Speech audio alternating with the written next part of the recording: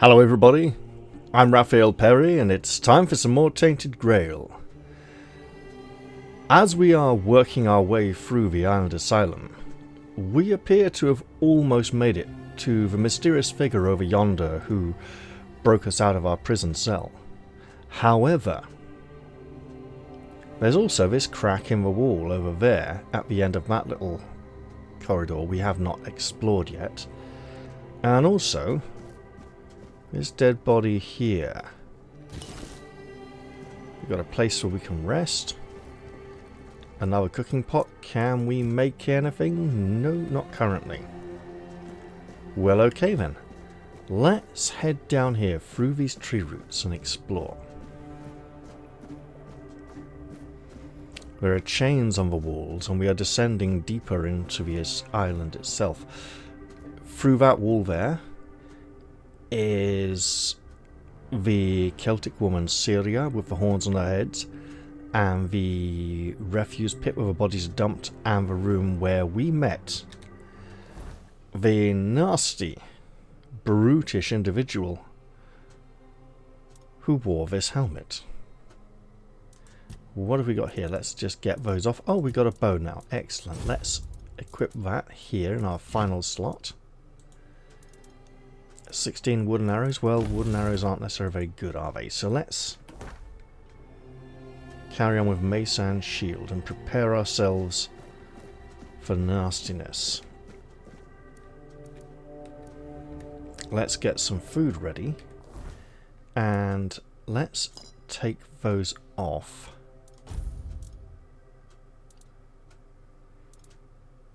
And put these on. Excellent. This door is wrapped in great iron chains. We're not going to open that, and rattling it will make a lot of noise. So let's just hold off on that one. And for now, let's open this door. Now, who might this be? This wailing effigy.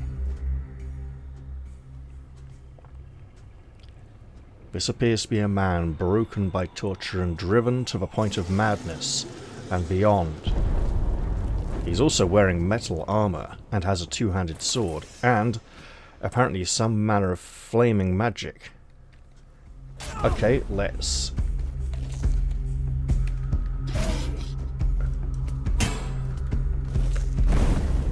Oops, I meant to go round.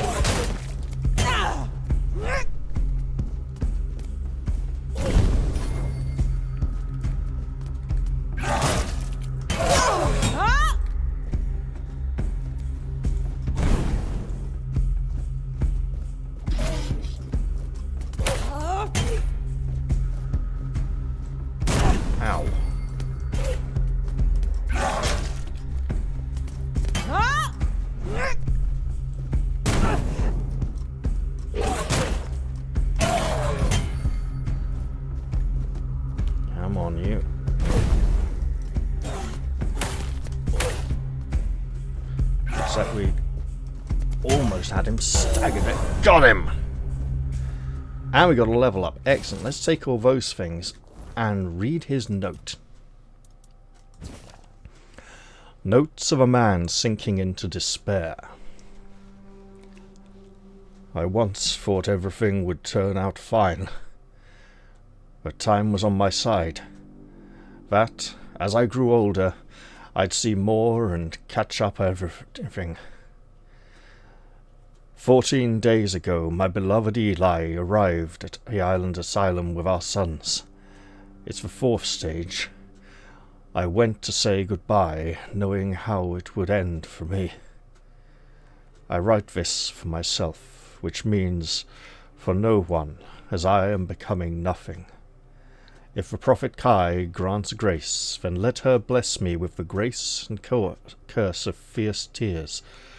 For I do not go gentle into that night. I will rage, rage against the dying of the light. That's from a famous poem. Right, well, we have some nice items there. Let's see how these trousers we found hold up. Looks like he was just wearing either linen trousers or red priest trousers. Either way, not much for us. However, grief-torn armor increases maximum health by 5. Sure. It's only about the same as the other armor we were wearing, so it's not massive.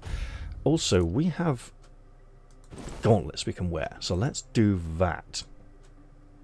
Additionally, 4 to 16, 11 to 13, a nice two-handed sword, significant damage step up from our broken wooden club. If we get into a fight where we can dodge around safely enough without having to worry about using our shield, this can be a very powerful weapon. Additionally, we've gained a level. Let's look around the chamber. There's another red priest. I'm not going to take the surgical implements. But as we can see, this is a pretty horrific, inhumane place. Everything we have learned about the way the inmates are being treated here should lead us to believe these are some pretty awful practices. We'll even take the guard's gear there from that burning body. I don't see anything else in here worth taking, so let's head back outside. Wait, what was... No, it's just an odd gleam in the blood. It was not some item waiting to be plucked by my own hands. That two-handed sword may aid us well later on, until we can get some better gear. Now then, Sir Knight, what have you got to say for yourself? You took your sweet time, eh? But I understand. I did too, when I was leaving this place for the first time. You have to admit that the Red Priests are quite resourceful. At least when it comes to death and dying.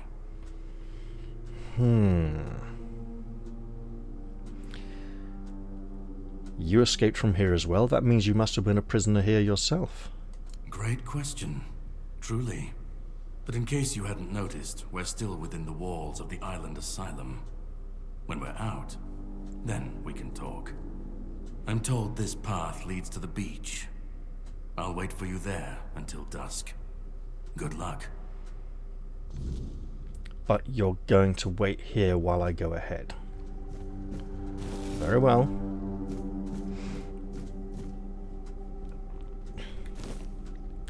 Let's pick some mushrooms on our way out of here. And with our new two-handed sword equipped, let's drop down, loot some chests. Ooh, rejuvenation potion. That sounds fun. What's that? I believe we have some already. Increases maximum health by 15 for 60 seconds. Increases maximum mana by 15 for 60 seconds. And stamina as well. Sounds like a great potion. I'm sure there are times when that will come in incredibly useful in the not too distant future. Speaking of future, I see a shambling creature heading our way. Tainted Red Priest.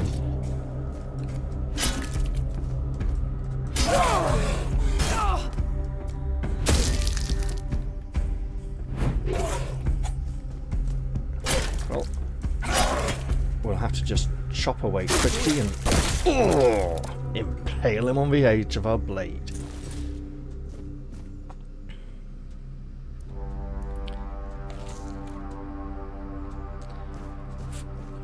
What have we here?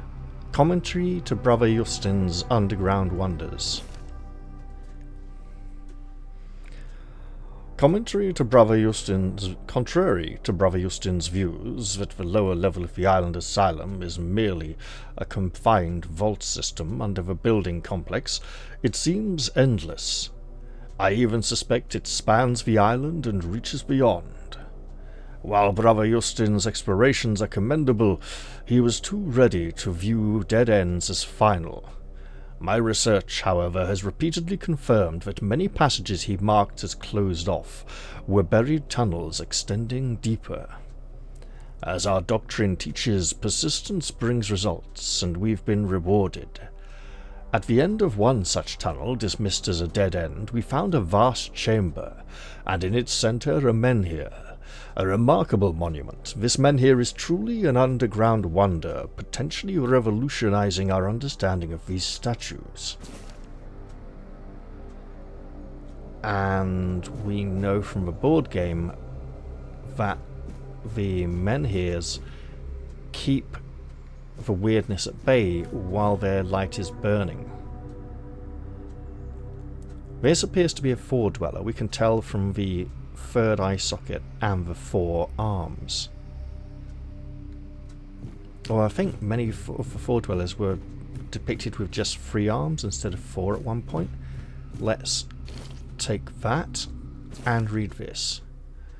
Notes of Father Volad. 3rd of Rowan Moon, 442. This four-dweller diorama unsettles me. Why does it look so dead? Previous depictions showed live beings, and this skull, so similar to ours, it's eerie. It resembles a menhir, yet menhirs are supposedly raised by Merlin. But how could ancient four-dwellers foresee what Merlin would create? 7th of Hawthorne Moon, 442. At last, proof Merlin didn't create the menhirs. We found one buried in the labyrinth. Brother Hugar is studying it right now. If we were first to explore the Isle of the Dead's depths, Merlin couldn't have invented the menhirs. This truth will shake Avalon's faith in that old charlatan. The word of Prophet Kai shall finally prevail. Perhaps it's not the word of the prophet that will prevail, but some other long-lost truth. Here we have a mesh of dark tendrils that constantly weave and twist. They shall not let us pass. Here we have a little podium with some kind of interaction available. We see hints and echoes of a bridge, but it is gone and does not exist long enough for us to pass beyond it. Let's have our sword at the ready, crude and old and rusty though it is.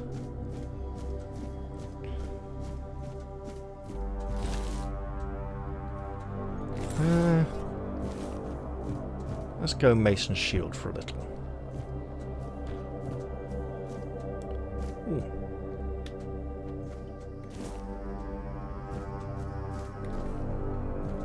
And, you know, pick some mushrooms while we're at it. They'll come in helpful. I'm not going to pick up every single spade. We've got one already.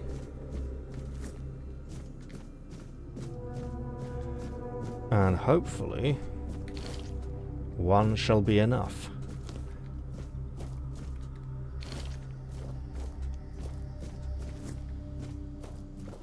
Ah, hello.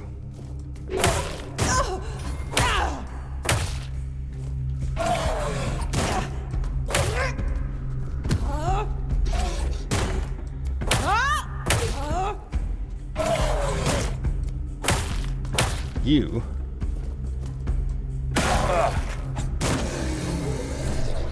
You see that? He died from hitting us due to the prickly helmet. Ooh, and we are over encumbered. Well, let's do something about that by eating some food.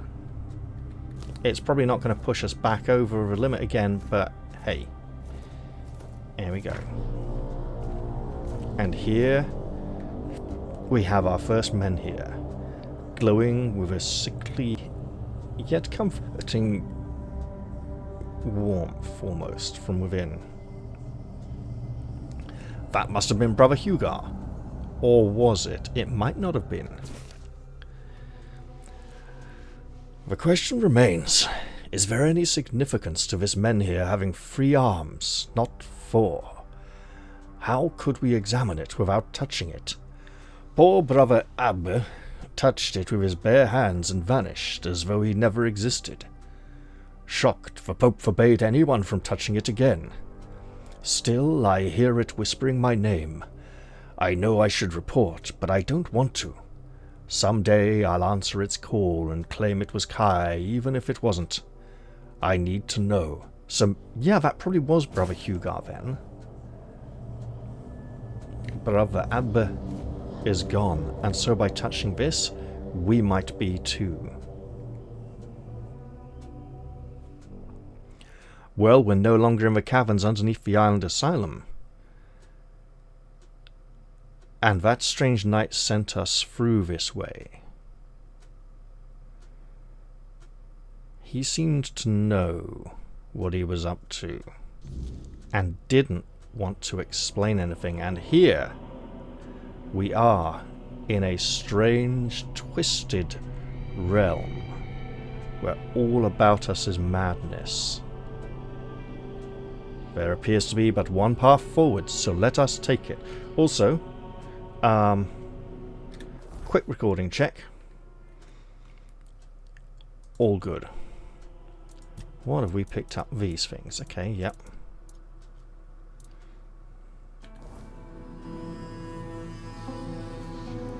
Now, being overburdened may be a problem at one point. This must be Brother Abbe. Let us relieve him of his burdens. They may yet be of service to us in the times to come. Now this, obviously, is very...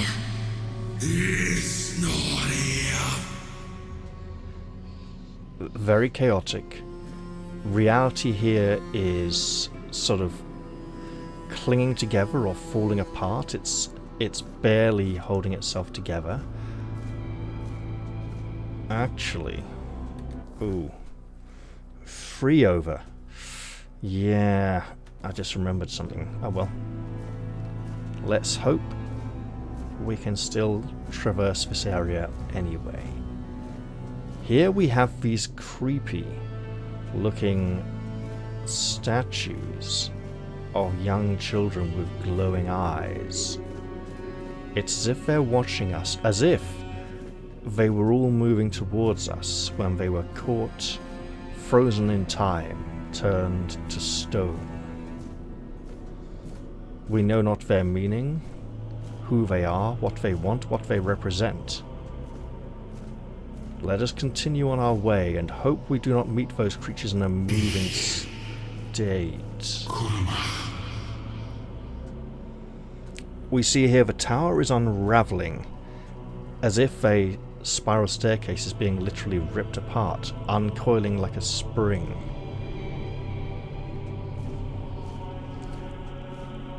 And here, I love the fact that there's that distant tower over there that we're probably not even going to get to visit. And that's totally fine. Here we have these bald statues. Makes me think of certain pagan burial rites. You know, in Norse mythology, the Vikings would strip the dead of their fingernails and toenails and hair. Because as we know, the dead men in hell were building a ship, Naglfar, out of nails, toenails, fingernails and hair, and it was on that ship that the dead men would sail to assault the lands of the living men in the end times of Ragnarok. So the Vikings were literally trying to delay the apocalypse by denying the dead these resources.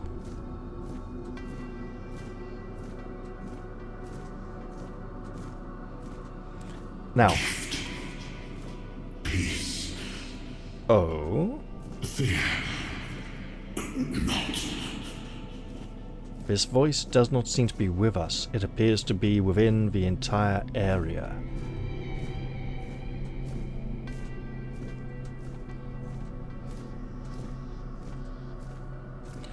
Now, I am not giving in to the temptation to go leaping off into the void.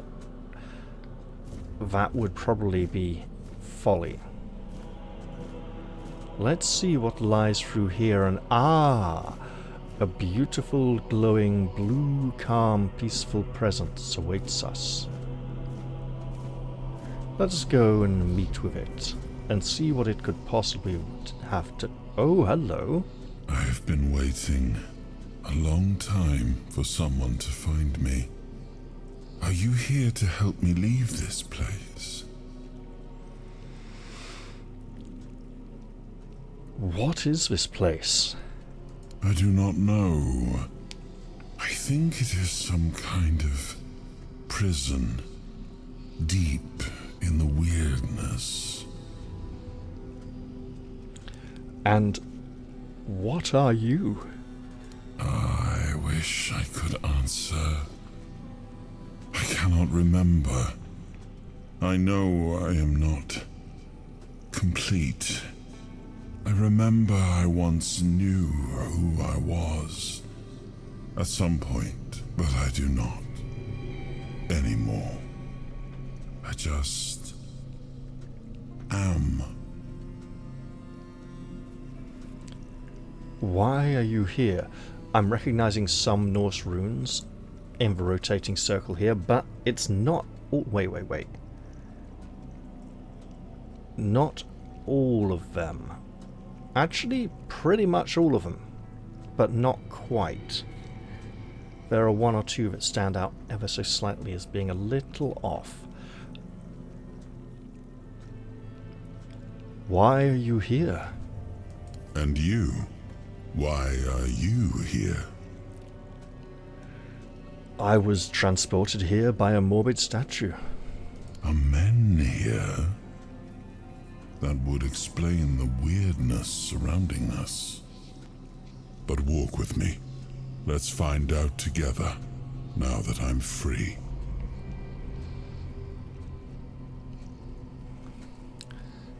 Very well. Let us do so.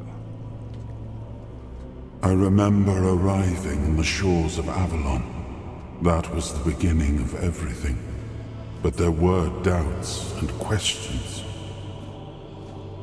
How does it feel to leave your homeland behind? To keep moving forward, even though every step takes you into the unknown? The Four Dwellers quickly made it clear to us. If we wanted to call this place home, we'd have to fight for it, down to the last drop of blood.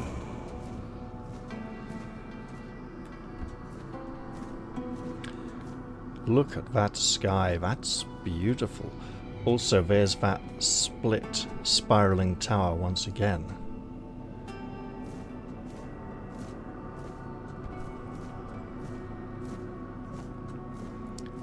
Let us walk with this spirit and hear his words.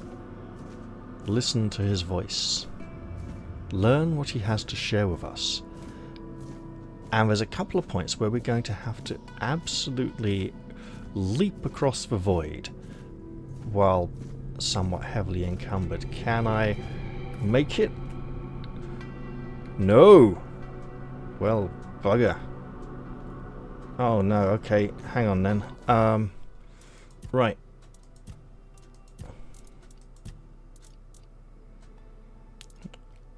Okay, that's a problem. Potions weigh nothing? Okay, we shouldn't have stripped that last red priest.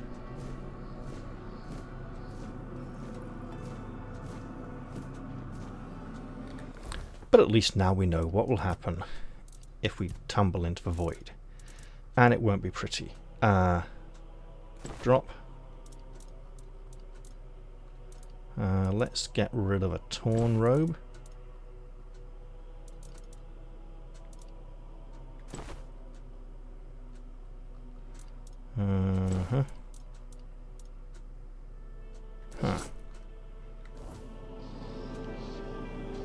Not ideal. We must lighten the load a little further. This can go. Oh, that can really go. That's very heavy. Okay, and let's chuck that as well. And this. There we go. least now we have learned not to fall into the void.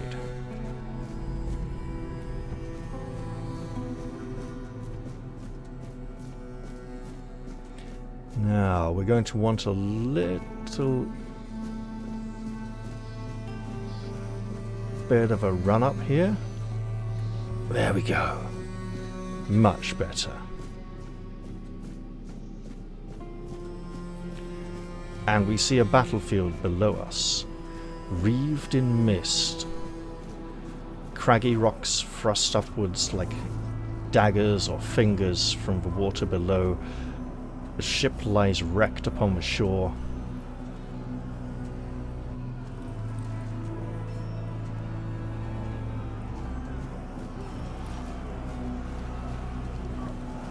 In the end, we won the war. Merlin stole the sacred flame of the Foredwellers and ignited the Menhirs, driving away the mist and clearing the nights of wyrdness. It was the first time we uncovered the secrets hidden within the Menhirs.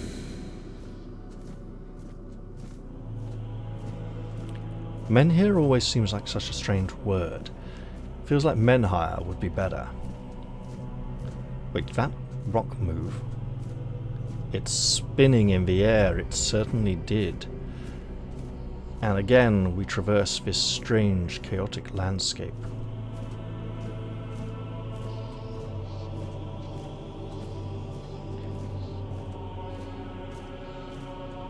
Now, in this version of the tale, which is far from traditional, Arthur and his men came here to escape the Red Death, the plague that was ravaging their homeland.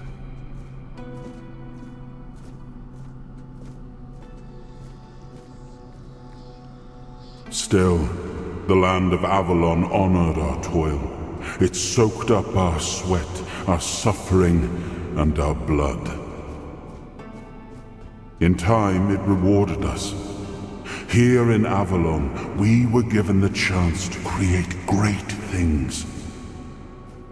Camelot, the eternal castle, the capital of all humankind, was meant to be a symbol of that.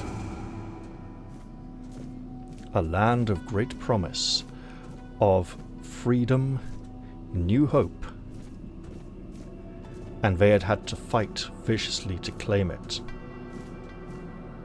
from those who would deny them entry.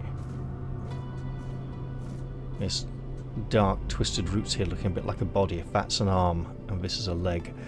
Anyway, let's put on a bit of a burst of speed and dash and leap, flinging ourselves across the void there. Let us continue the lessons. We left the homelands to survive. The plague had consumed everything we once knew. We thought we'd escaped it, but the Red Death returned like a spectre to haunt us. Once again, it began to devour our home.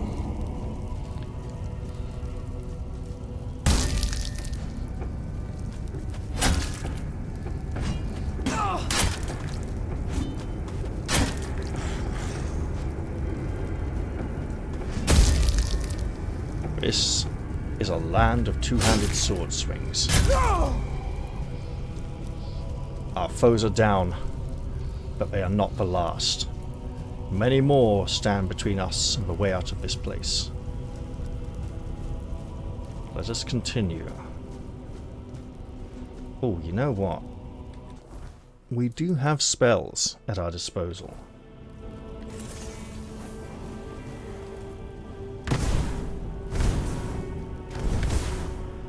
Yeah, you can be as resistant as you like. It still seems to be doing significant damage to you. Don't like that. Right.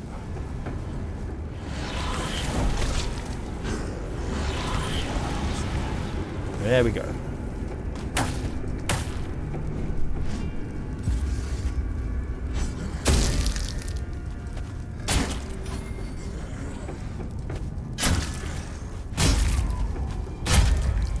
Oof, that's a lot of heavy swings.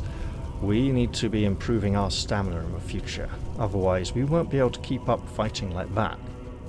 Especially against groups of enemies.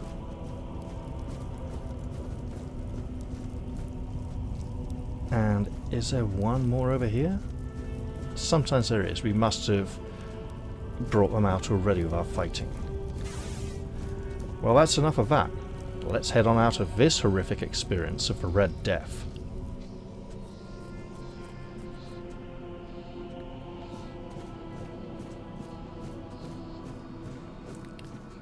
They sought this land to flee the plague, and yet it appears they brought it with them, or it followed hot on their heels.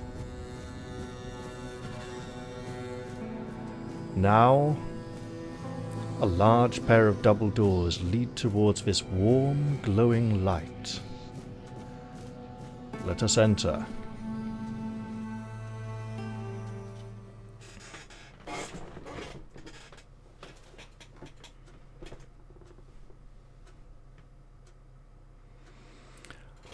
What a soothing, calm, cool low Here we have a mighty battlefield.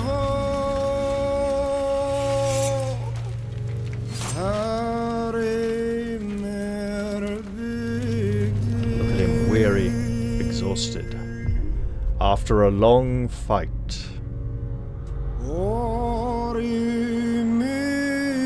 Behold, time passes, the shadow of the crown moves.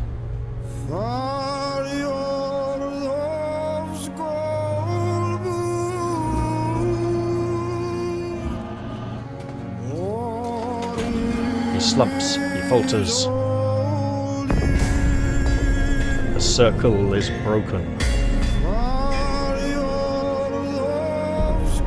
The King of Kings finally can rest in death. Now, I'll be talking about this imagery of the tomb later on.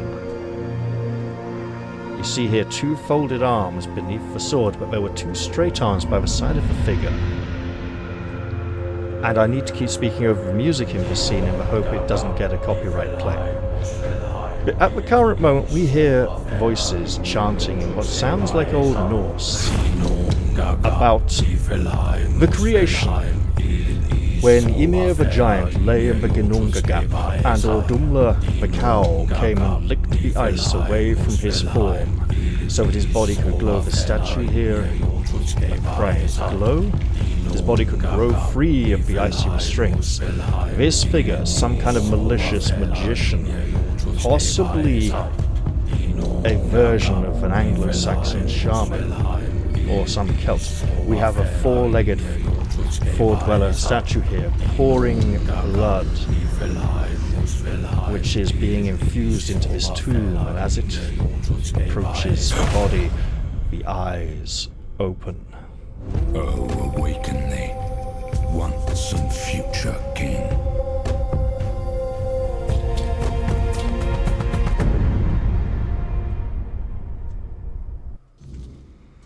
And that was the copyright music track, which is played during the cutscene even if you have disabled copyrighted music turned on. Here we have a very Geiger-esque situation. The artist Geiger, who created the stuff for all the Alien films. We have pools of blood. This has a very necromantic feel to it, and a path of light guiding us here. Blood pours down from this vessel, but not from any of the others. And we are guided to this spot. Here we have the eye that has guided us so far. And at other stations surrounding, we have other things. A helmet, a sword, and a shield. Yeah, I played early access. I don't need to waste too much time looking at all this stuff. I can still let you know things. I am his hunger, the craving for what was beyond reach.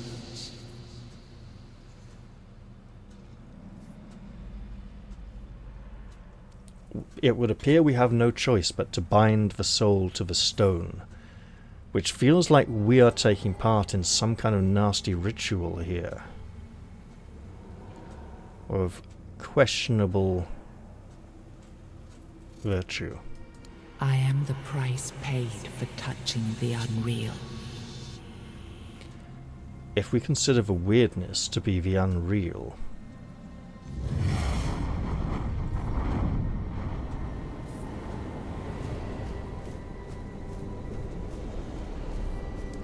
we should meet with our strange visitor. Yes.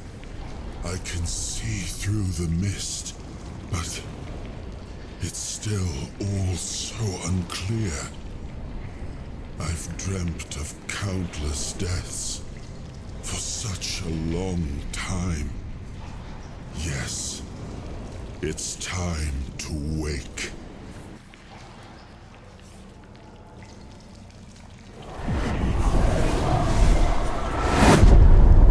I am Arthur Pendragon. I led humans to Avalon shores. I built the great halls of Camelot. Thank you for bringing me here. I believe I owe you, young one. It is an absolute honor, my king. I appreciate it. But let us leave decorum and honors for times of leisure. For now, we need to make way for Avalon. I have to see my kingdom again. I trust you'll accompany me, or would you rather stay in this wretched place? What even is this place? I am not sure. Yet I learned to be grateful of fortunate outcomes, even if they come unexpected. It seems to be a place located between life and death. Or maybe a place that can defy death. But why was it created? By whom and when? These I'm unable to answer. Do you know why you were imprisoned here? Trust me, I wish I knew. I remember death, then darkness, a terrible loneliness. Ages upon ages of solitude. And these are all the details I have. Perhaps, in time, I'll remember more. But that's enough questions for now. Let us walk together and see the kingdom forged so long ago. After years of struggle, my people in Avalon finally live in peace and prosperity. I must see the legacy of the Age of Conquest with my own eyes. My Camelot in all its glory. What is happening? I'm afraid it might not be quite so glorious these days.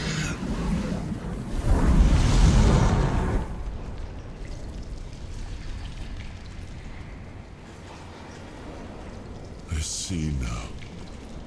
I am not whole. You have only freed a part of me. I'm not strong enough. For now, I will have to journey by your side until my strength returns. I'll see the world through your eyes. In return, I'll lend you what strength I have. It would be an honor to have you accompany me, my liege. You are a surprising acquaintance, and it will be a pleasure to travel with someone of your disposition. And since it seems that fate has bound us together, let us make the best of it. Seeing my legacy through the eyes of another, a true picture of Avalon, not one crafted specifically for the king, may prove to be an interesting experience. I trust you find it enlightening, my lord. Let's make our way for Avalon, then. Oh, what an adventure this will be. That's one way of putting it. Now, this statue of a woman seems to be in the aspect of a four-dweller. Much more importantly, this tomb has 2 arms crossed here upon the waist, and 2 down by the side, 4 arms, and yet it wears the crown of Arthur. If we approach across the blood pool, we can see the body contained within, and we can't climb up here, we can't jump high enough to get that sword. That may well occur later on when we free him. This feels horribly like some kind of horrific ritual. You recall... Oh no, wait, we haven't heard of that yet. But the madman in the cell at the beginning, he said, drip, drip, drip. The king is coming. Soon the age of resurrections shall come to an end and the king will return. And we have this blood pouring down drop by drop to fill this pool, which is then being sucked into the sarcophagus.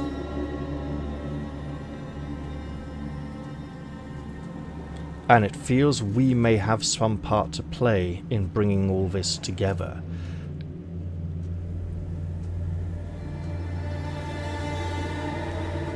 Let's head on out of here for now and be glad to be free of this accursed place. This may feel like a prison, but we might be binding the prisoner to the prison rather than releasing him.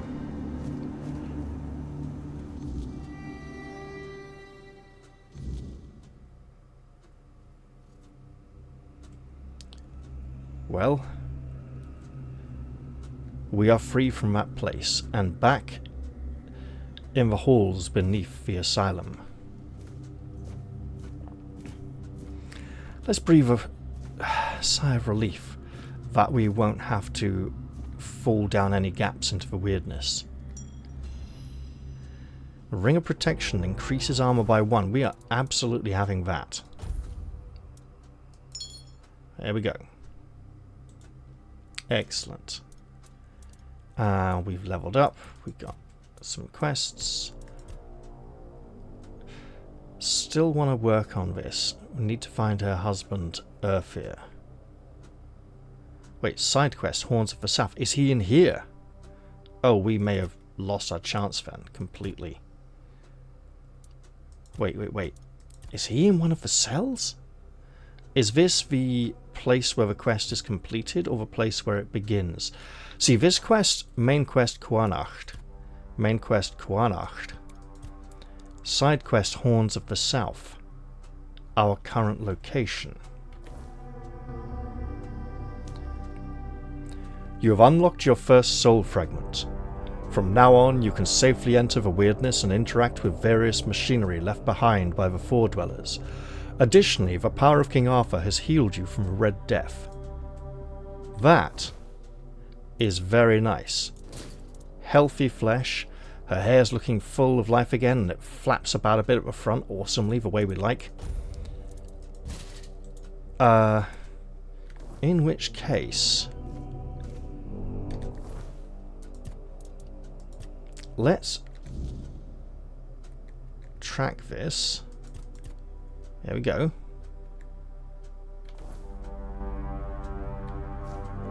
And with a touch, we cause these dark vines and roots to disappear.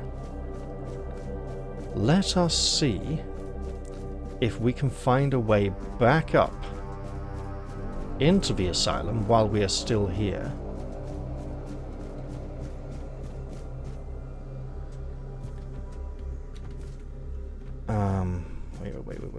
Wait.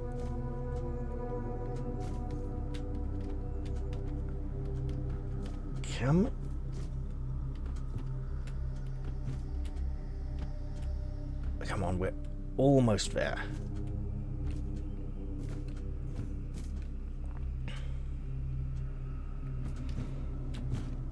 And we're up. Okay, let's try and find Urfir. I think he might be... Wait, surely he's not the priest who's... The one who had sacrificed himself to the Red Death. Come on, game, we can make it past here.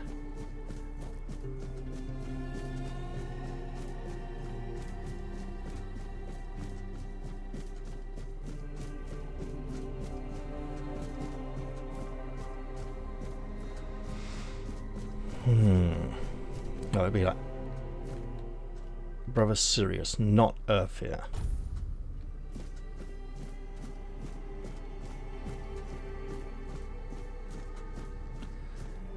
Mercifully, the body has been taken down, presumably to be disposed of somewhere.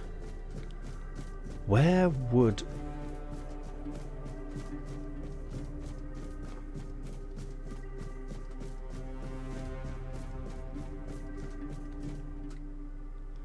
Helge is the man we should...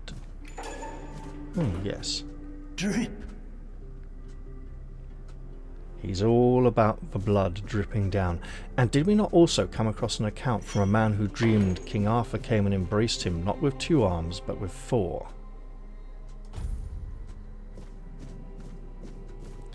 So, where on the island would this Urfir be? I'm not certain. I probably shouldn't waste too much time thinking about it. However,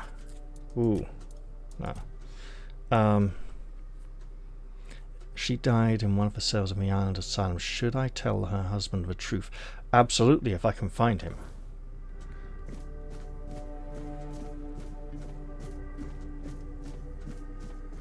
So, the thing is, if her husband is here on the island, surely he already knows.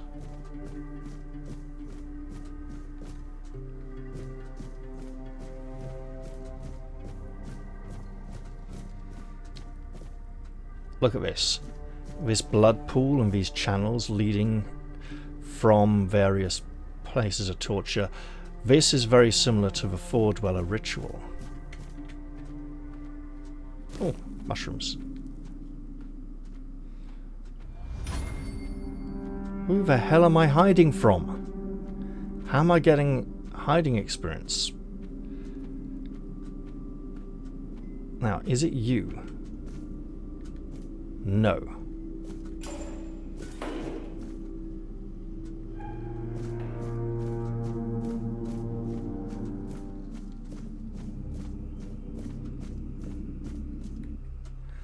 Not you either. I'm not sure I can find him. If any of you know where Brother Urfir is, I'd be interested to know. Oh, sorry, not brother. Daiga.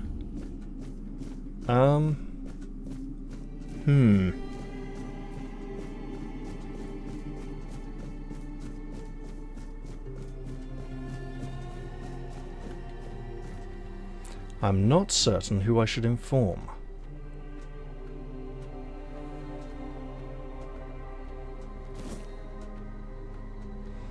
Or even if I can.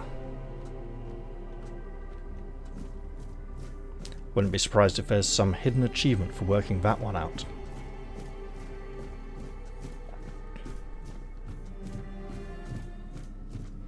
Now, what is our mysterious rescuer up to? Obviously, we weren't supposed to be able to make it back up here. And he was probably not expecting us to return up there. So let us then push on.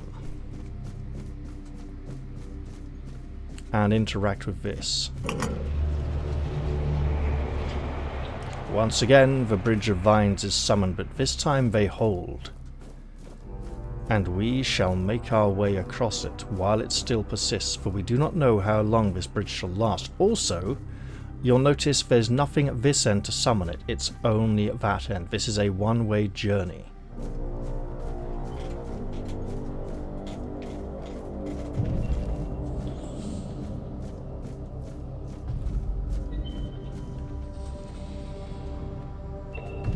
And now we hear the fall of heavy feet. Great giants push mighty beams, turning this central edifice. And it all looks very necromantic. Let's keep close to the edge. Hide behind this pillar a while. Interestingly, we don't seem to get sneaking experience around these giants anymore. I'm just gonna have to stand up a moment. Hang on.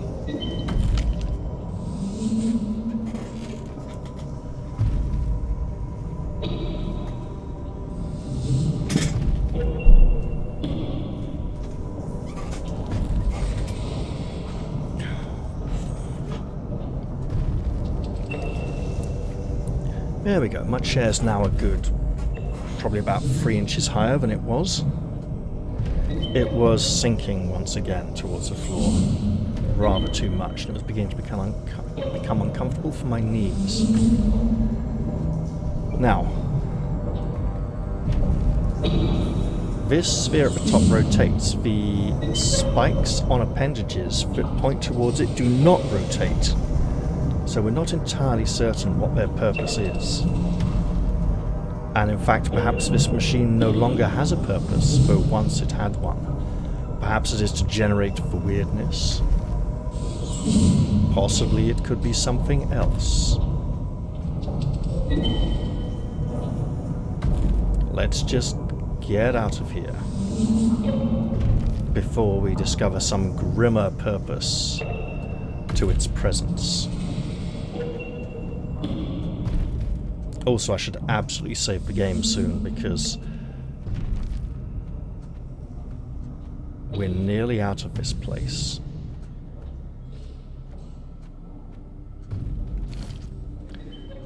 There appears to be a glowing crystal formation protruding from the floor over yonder. It's glowing rather brightly. And here we have a wisp of light that drifts to and fro. It looks suspiciously like the wisps we have seen in early access. Oh, what are you doing? Can't target it though. We created the Titans, for we need their work. Guard the peace of the working Titans, for without them we would not have power within our walls. Away from Tuathan, only the power of what is underground allows us to reach where the weirdness does not. Even when we leave, the Titans will not stop working. It is how they were created. With their power, one day we will manage to learn what lies beyond the sea. So it would seem maybe the Foredwellers were interested in journeying across the sea to Arthur's homeland. Just as Arthur and his men came here across the sea, seeking safety. Again, I don't know what we're hiding from, unless it's the crystal things down there or the little glowing wisp. Let's push on.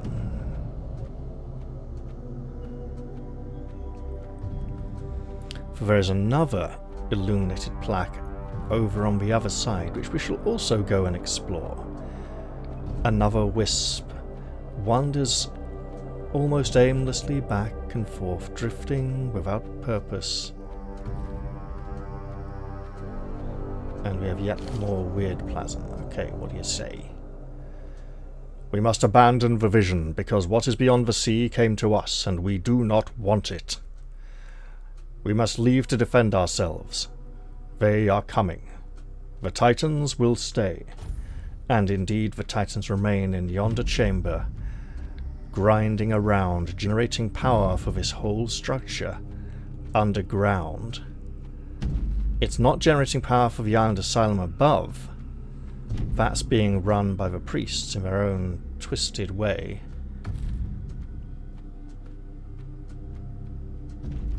We have weirdness growing within the walls here. And if we just hop over the barrier, We can pick up this. What is... just an odd trick of the light then. Nothing too special for us to claim here.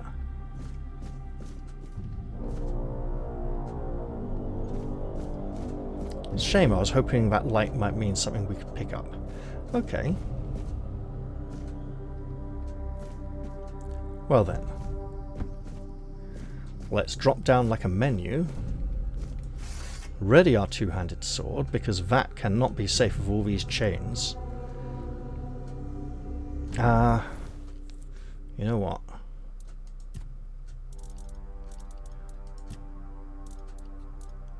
"60 seconds, that sounds like a really good idea." Okay. 20 or 28, we'll take 28.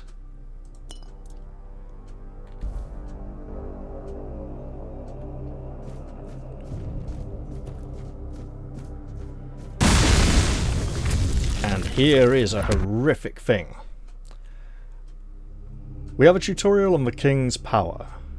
Soul fragments grant you a measure of King Arthur's power. Activate a soul fragment with the middle mouse button to experience temporary effects, such as increased damage or slowed time. Rest at a bonfire and select the appropriate option to recharge the King's power.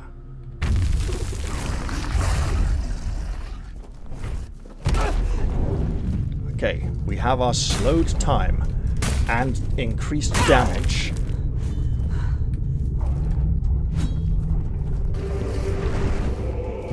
Okay, let's seek cover. And one hit always strikes through cover successfully before we are safe.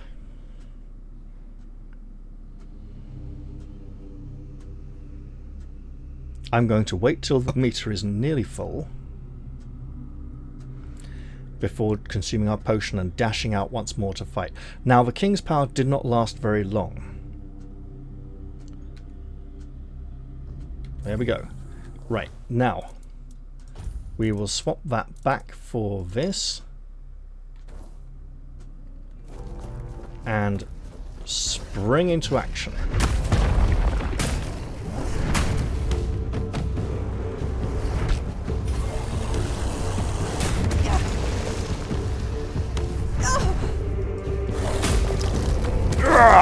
Down you go. We have a new journal entry and a ring of toughness, which will increase our carrying capacity by 25, which we absolutely love. Much more than +5 stamina.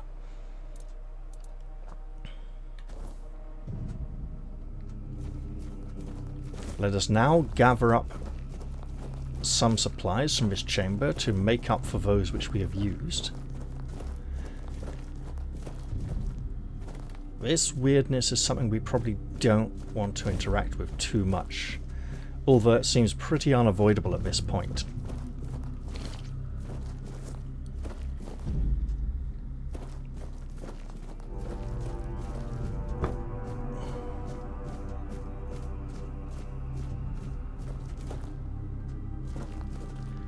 What damaged us? All we did was walk over here near the weirdness.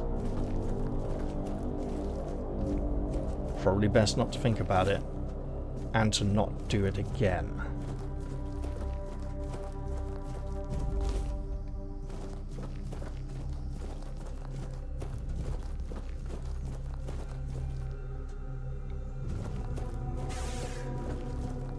For now, let's be gone from this place and take the shadow of the king with us.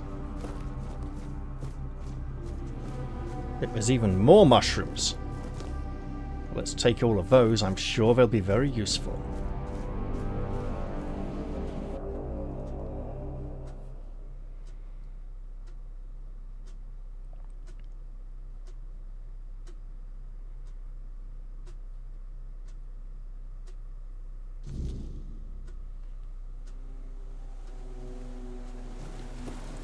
This would be the beach where the knight promised to meet us. That's quite an ordeal he put us through.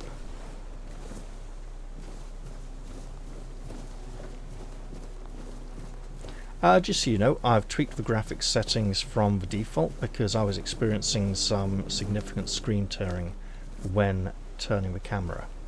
Let's have a hop, skip and a jump across to here.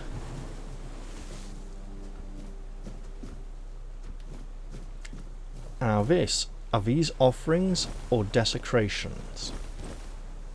I'm referring particularly to the bodies.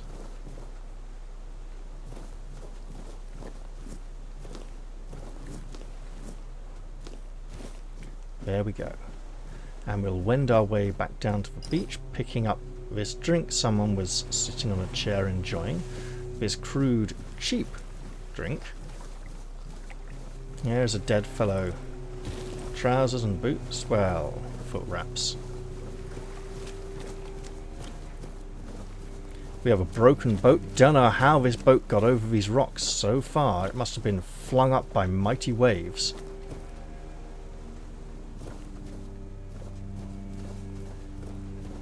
Are there any herbs here to pick? No.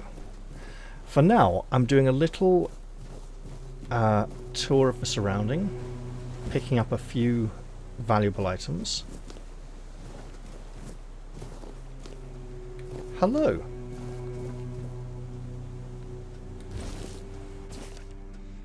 Letter to the Prior. Venerable Prior, I have left my post at the island asylum to deliver alarming news. My brothers have lost their senses, their souls tainted by a voice that is not the word. I have proof. Did Prophet Kai's teachings ever command us to subject her followers to torture while fighting to heal their bodies and souls? Were we not to seek a cure for the plague rather than indulge in the dark powers of the wyrdness? Please examine this appeal. Surely you did not compose it, nor do I recognize the fanatic's seal. Someone is corrupting our brothers, attempting to silence the true word. I bring this letter and evidence to you, hoping for a just response. Brother Leon. Let's take that. We may be able to deliver it to the Prior.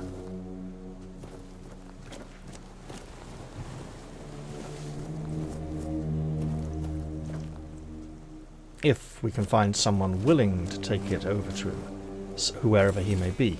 Things, you'd think the Prior would be on the island, running things. And yes, I just dug up a treasure chest. We're outside, let's breathe in that fresh sea air and be grateful to be out of that horrible confining cell. We don't know how this person met their end. Flame resin.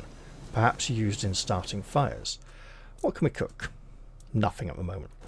Very well.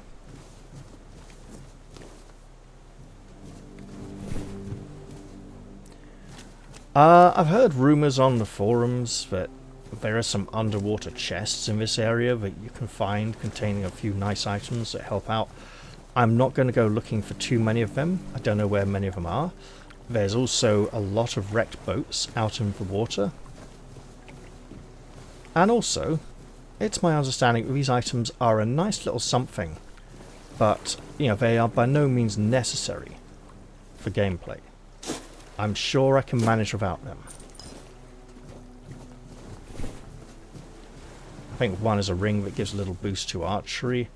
I don't know what the other items are, and that's okay.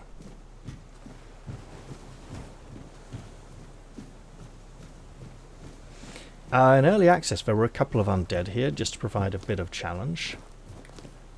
They don't seem to be here now. Let's gather up some of these supply. Ooh, the milk may enable us to make some mashed potatoes.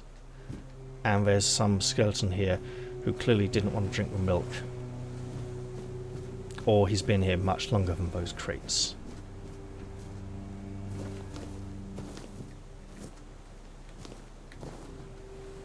There we are. Aha! And this will lead us through to a small cavern where a hermit was once dwelling. Druidic symbols upon the walls. And cobwebs. This place has been abandoned for some time.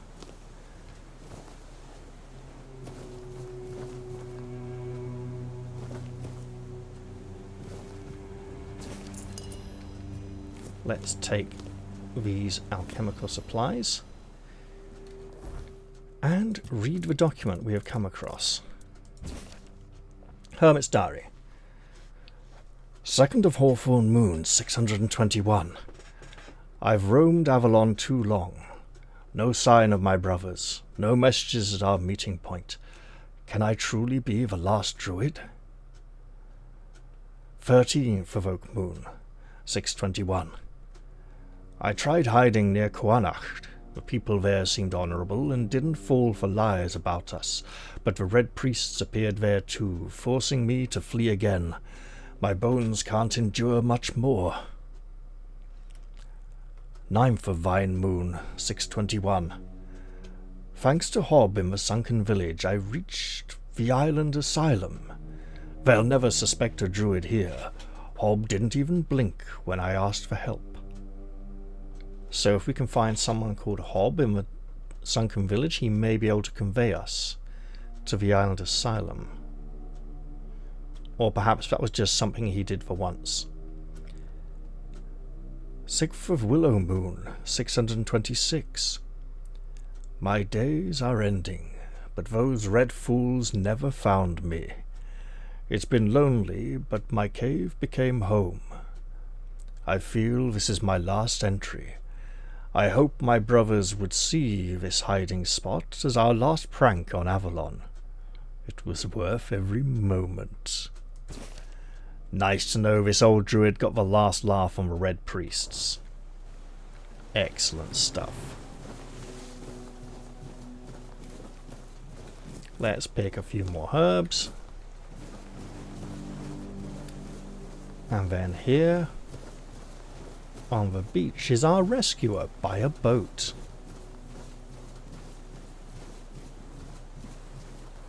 There you are. It took you a while. I was getting worried you wouldn't make it. I even realized that I didn't get a chance to introduce myself. I'm Caradoc, your savior. What kept you so long? I ran into some trouble along the way, but you sent me down that path, even though you knew what was in there, didn't you? I had my suspicions. What I didn't expect was you walking back free of the sickness. So go on. What did you find in there? I suspect I should not let him know that I have found King Arthur. That might be a tall order for him to come to terms with. And indeed, it seemed Arthur was a foredweller or something dodgy. So I don't fully understand what happened to me at all, really. Really? Then can you explain how you were suddenly cured of an illness that nobody knows how to cure? I have a second opportunity to let him know that I found the king. Or look, I told you, I have no idea. I'm like Manuel from Faulty Towers. I know nothing. I know nothing. I come from Barcelona. Well, maybe the fact you were able to do that is why I was supposed to break you out of this place. Anyway, get some rest. We'll have to set sail soon, before the Red Priests find us here. So, what do you want from me then? From what I understand, the Red Priests must have done something to you. Something that can prove useful during my quest. Else, I wouldn't be sent here. And what is your quest? My goal is to destroy King Arthur. To get rid of him, once and for all. There are pieces of his soul scattered across Avalon. I need to find, collect, and destroy them. Wait, what? And I'm now glad I did not tell him the truth. Long story short, you've found yourself in the middle of a mess that's been brewing for 600 years.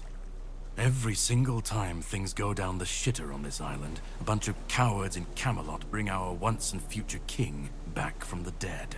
It's happened before. It will happen again. And soon. My journey, my mission, is to stop this from happening. I recall earlier the madman in his cell who was having prophetic visions told us, drip, drip, drip, the king is coming. Soon the age of resurrections will come to an end and the king will come. And he also talked about the coming storm. Are we the storm? Do we create the storm? I believe this takes place a few months before the storyline of the board game, so this would be setting the scene, making it all bad. The premise of the board game is that King Arthur and his knights rode out to defeat the wyrdness, and they messed up really badly, and you're left with a bunch of common folk, peasants, craftsmen and so on, who are trying to fix things now that all the heroes have failed. Are we too on a path to failure? What is your plan exactly? But why is this so important to you? He's the reason the world as we know it is coming to an end. Every time they resurrect him, the wyrdness grows stronger. Soon it will cover all of Avalon, and nobody will survive that. I've been cleaning this mess for a long time now. And I truly wish for this nightmare to end. I wonder if he's been trying to fix this for a long time, maybe he's been making it worse. If he's been destroying parts of Arthur's soul, and then the wyrdness comes in, because it seems Arthur has joined with the wyrdness, the stuff of the Four Dwellers, to fight against it, to fight it from the inside, from within, keeping it away from human civilization. What's your plan exactly? The plan is to steal Excalibur, or at least what's hiding within that damned blade. A piece of our king is bound to it, and so it needs to be destroyed. Is it even possible to steal such an artifact? We'll have to cross that bridge when we come to it. Where is Excalibur now? The sword is kept in the Horns of the South. It's a fortress, but if someone has this emblem, they can enter freely. Here, pin it to your clothes. If you decide to help me, you should get in without any issues. When you do, find the captain. Brendan's his name. He'll tell you the rest. Easier said than done. Alright, let's go. I have something to do first, but you should get some rest. Judging by the waves, the journey won't be pleasant. Set up a camp and get some sleep. Then we'll sail for the Horns of the South. Ah, and here, have some cobweb. Throw that into the fire and you'll be safe from the wyrdness. Just in case I don't come back before nightfall. Now, what is he heading off to do? It feels like he's trying to assassinate someone, or search for a portion of Arthur's soul that may be here. From now on, whenever you'd like to rest, level up, or cook something, you can set up a bonfire in the game world. Whispers represent fragments of memory unlocked by your mysterious companion. You can discuss these with him by the campfire.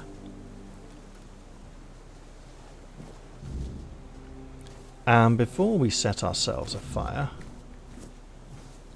let us just gather up a few more of these resources while the night is away. I wonder if we could just get in the boat and row off without him. Probably not. He knows where he's going and we do not.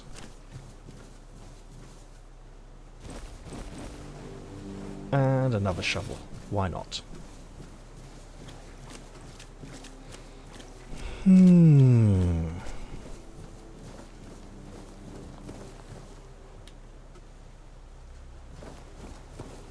Alright, let's set ourselves a bonfire. Right here should be good. And he strides to the campfire and kneels down to rest.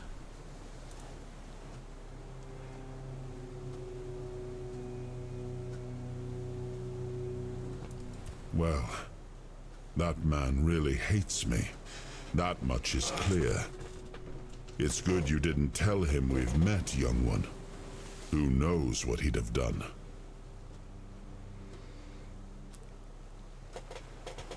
Do you know why he hates you this much? No. It seems that I should, but I don't. He knew me, spoke with certainty, with anger. But to me, he's a stranger. If he was a part of my past, then that past has been taken from me. I need to regain it. We should be asking ourselves if this is a fragment of Arthur's soul that wishes to be reunited with the rest, or if it is a foredweller who has lost their identity and is attempting to become Arthur. It's like the wyrdness creating him, bringing him back again. It feels as if he is needed. He said a lot of bad things about you. That isn't right. I should remember. I should. All I know is that I left my kingdom strong, prosperous. It should have grown. It must have flourished in my absence. So we're off to steal Excalibur then. It seems so. If Caradoc is hunting for more pieces of my soul, we should definitely claim them first. When we do, I should grow stronger. I should remember. I should be whole. Let's go then, young one. Let's not waste any more time. I left my kingdom strong. It should have only grown stronger in my absence. And if something threatens it now, then I will see it restored. I wonder if this fragmented version of him, these cracks in the armor, will begin to heal as we piece him back together again or not. Well, we need to restore our weird soul power and level up. Okay, well, for this level, I'm going to put a point in endurance because we got hit a lot, we took damage, and it would be nice to be able to endure that damage. Also, it increases our encumbrance limit and our stamina regeneration rate, but we need strength for our actual stamina value. And now we come to the skill trees. These skill trees are tied loosely and thematically, but not necessarily so mechanically, to the main ability scores.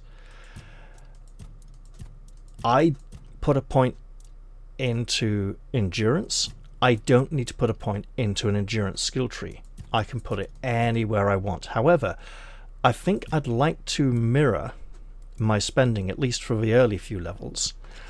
And if I'm going to put a point in a skill tree, I should ask myself, how does this relate to the main ability point? And you know what? We could absolutely do with some more stamina, so let's do that.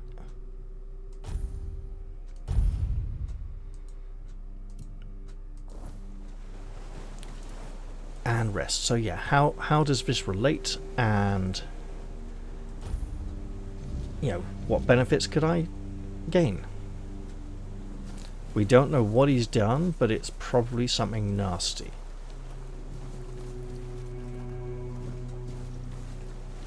Ready? Hop on the boat. Let's do that then.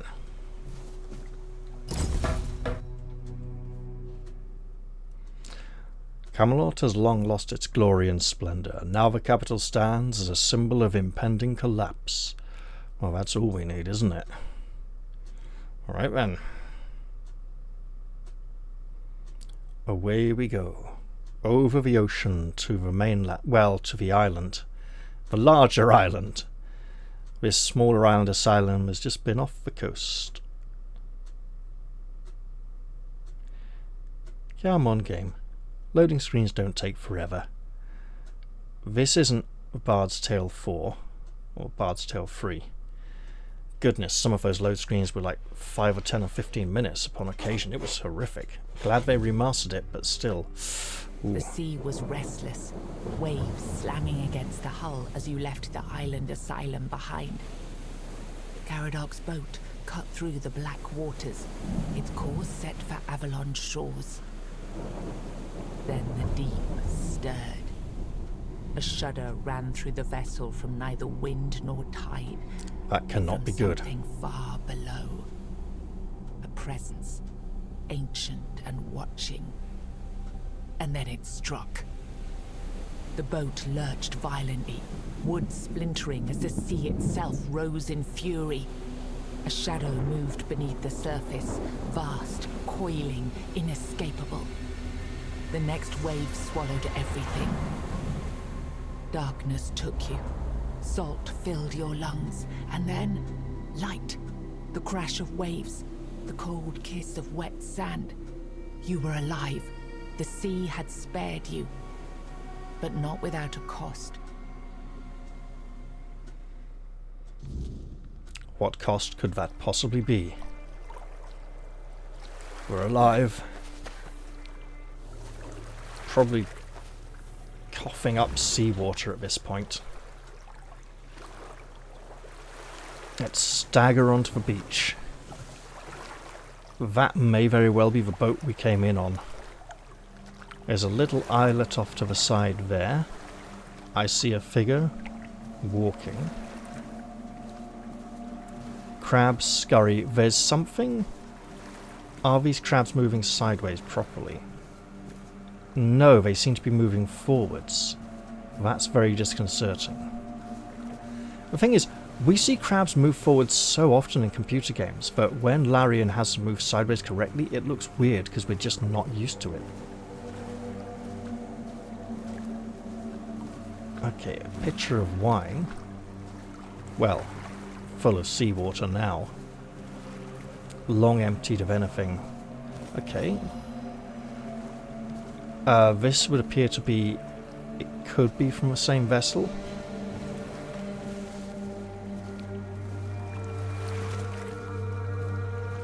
There's nothing in here for us.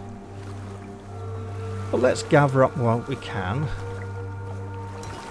What meager supplies we can manage.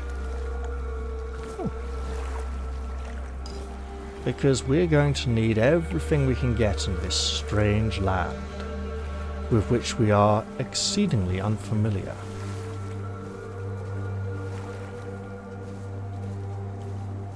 Obviously that need will diminish with time, and we're still weak, right? We're recovering from the plague. Our body, while healed, is still in recovery, right? We're ravaged, we're ravished, we're sort of low on energy, exhausted, heavily fatigued.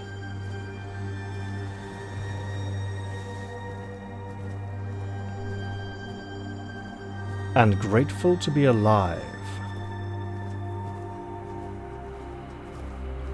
There appears to be some kind of fire up there.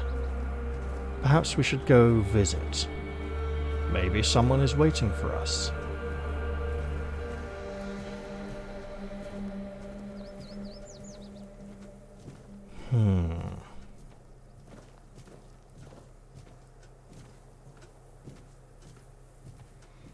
Then again, perhaps not.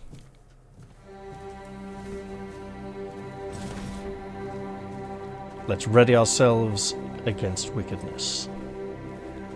In case there is an unfriendly welcome. I've upped the vegetation density a little because it was on full in early access. And on low it was extremely low and sparse.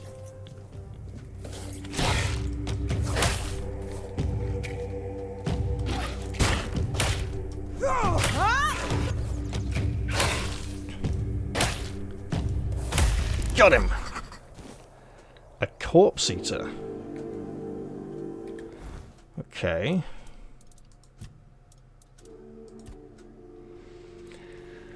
Despite their vast numbers, the origin of the corpse eaters remains a mystery. According to folk belief, they were once humans, cursed for consuming the flesh of their dead kin during times of famine. Having acted like feral dogs, the wyrdness twisted their bodies and minds to resemble them, dooming them to roam forever in search of flesh. Scholars, however, argue that they are most likely humans who mutated after consuming weird tainted animals. Whatever the truth, corpse eaters are vicious scavengers driven by an insatiable hunger. They stalk forgotten places, their grotesque forms bent low to the ground as they hunt for carrion, though fresh prey entices them just as much. We still don't know where. It seems to be like she's a ghost. Don't know who that could be. Perhaps we shall return to the Horns of the South at some point. Not the Horns of the South, the Island Asylum. Wait, it's moved.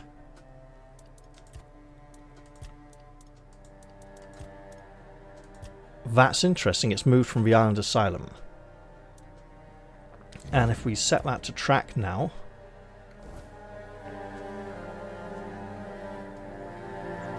Come on, game. And look on the map.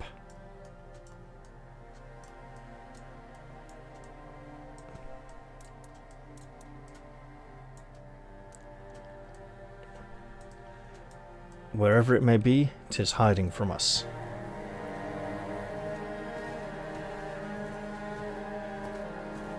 This poor, unfortunate individual seems to have suffered at the hands of the corpse eater.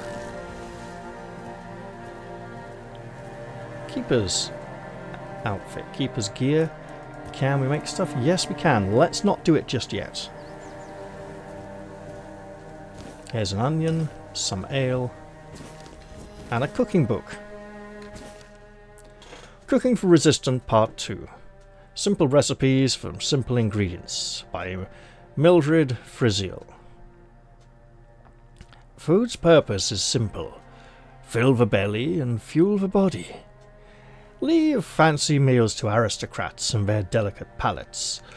For the rest of us, Auntie Mildred has practical advice. In the first volume, you mastered the basics, boiling water and mashing potatoes. Now it's time for something more refined. Hunter's stew. Don't fret, even the most hopeless cook can follow this recipe with my guidance. This dish reminds me of my late husband, a skilled hunter but utterly clueless in the kitchen. How could a man so adept with a bow be so helpless over a pot? Life's little mysteries, I suppose. Well now, let's try and make some hunter's stew if we can. And we can! Excellent! A formidable dish at this early stage. Let's just make as much as we can. Make an onion bun? Sure. Why not? And some mashed potatoes. And our cooking skill continues to improve.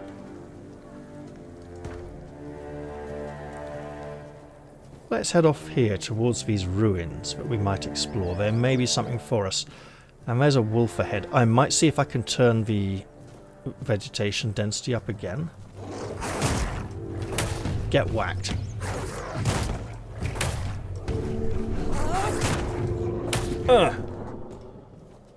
Yeah, that's right.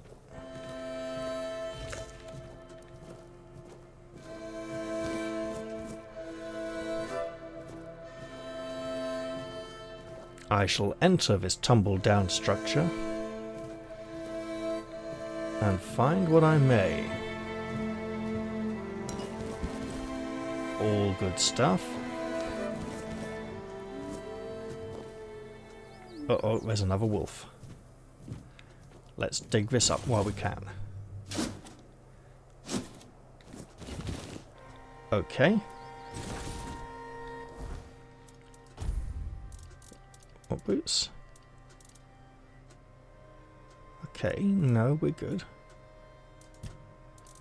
Let's just mark all those. as being discovered. Including that. Right. You're going to come fight us as well, Wolf? Come on then.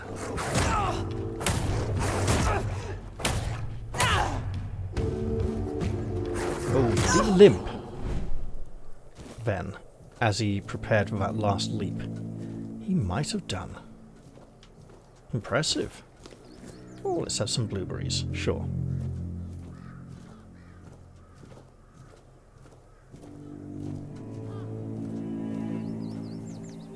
Hey, I see dead walkers.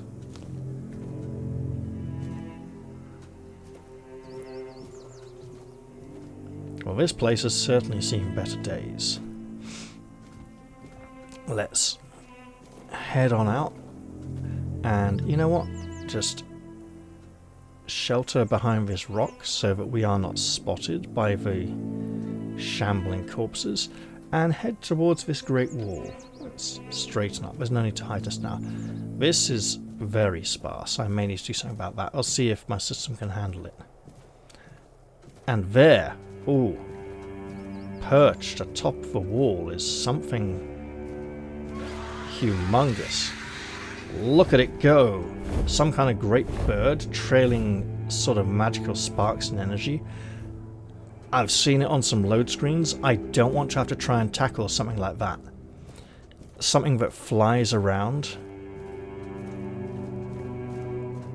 Possibly quite swiftly. Same goes for the great sea monster. I wouldn't want to tackle that unless I had to. That would be horrific. There's another one of those corpse eaters. Oh. And some yellow flowers. Ah, Daffy Down-Dillies. Excellent. Right. I'm getting a bit mucusy. I'll have to ease up on anything like pineapple juice or orange juice for a few days then and hope it...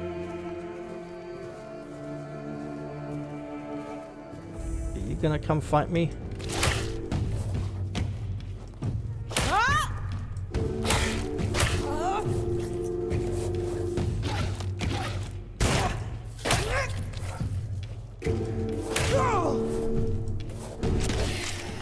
Okay, I think he got me and got himself. Incidentally, have we been using the better potions or the worse? 20. We've been using the 20s. Excellent. Blueberries and daffodils. Awesome. Let's continue on our way towards the Horns of the South. It is our target, after all. I'm not going to go venture up there just yet. We are ill prepared for such a course of action. Instead, let's just make good time along this road. At a swift pace.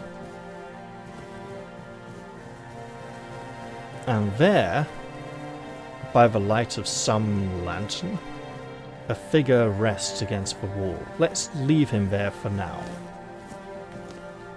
I'm sure we can encounter him later. You know what? This is looking very odd. Display or video? Video. Vegetation up to medium. There we go. Oh, look at that. That is so much better. It doesn't need to be the high it was constantly in early access, but it's looking so much better already.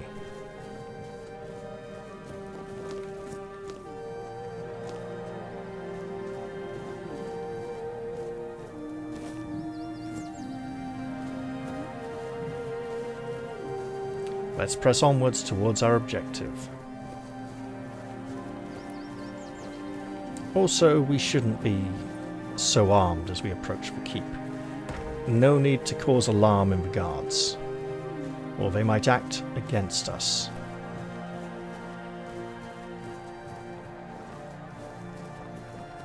This, while somewhat tumbled down in a state of disrepair, looks like a place we could consider a safe haven. let's just pick a few more flowers. And approach this slouching, slumbering gate guard. Okay, I'm getting a little bit more stuttering there. But that only occurs for a bit after a save. You know, once the overland world is loaded more, that's fine. Hello? Hello? Stay away from... Get up, soldier. The enemy is coming. What's happening? In the name of the Old Mother, what are you doing? I could have stabbed you. Wait, I haven't seen you before. No, you couldn't. You're so drunk you can barely hold your own sword. Not. I'm not. I could have sliced you up like a fish? No. Like a potato. But I didn't, did I? Right, let's not antagonize the situation. I'm a traveller. I was told I'd find safe haven here in the Horns. But we don't just let anybody in, pal. You need to have, things, proof. Things to prove you're safe. For haven. Yeah. Here, I have this badge. I was told I'd find a safe haven here in the Horns. This pin. I can't say I see it very clearly at this present moment, but it does look important. Very official. But I remember Fergus said something about all this, these emblems once. Oh, yes, I remember now. I welcome thee, ye, royal person, on behalf of the keepers. You are a great friend to our home. Welcome. Please, speak with Fergus. He's our quartermaster. He runs things around here in the captain's absence. He'll greet thee properly. Have a pleasant rest of the day. Open it up, boys! Well, Lodran, I'll see what I can do. We've gained a new level, so let's go do that first. There's a bonfire right over here, and whispers too. Arthur has a memory we should discuss. But he won't appear here. It would seem he will only appear at bonfires we set. Let's go level up. This level, I want to put a point here into mercantile skills to increase the value of the items that we sell. Better prices, and hey, while I'm at it, might as well put a point into practicality for the crafting bonus, and the weak spot damage, and the stamina and mana cost reduction. It's all good. Excellent.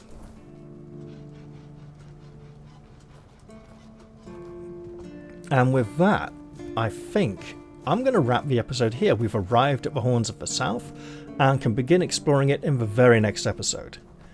I've played for long enough, and I hope you'll all enjoy this one. Bye-bye for now, and see you all soon, guys. Thank you very much for watching. Cheerio.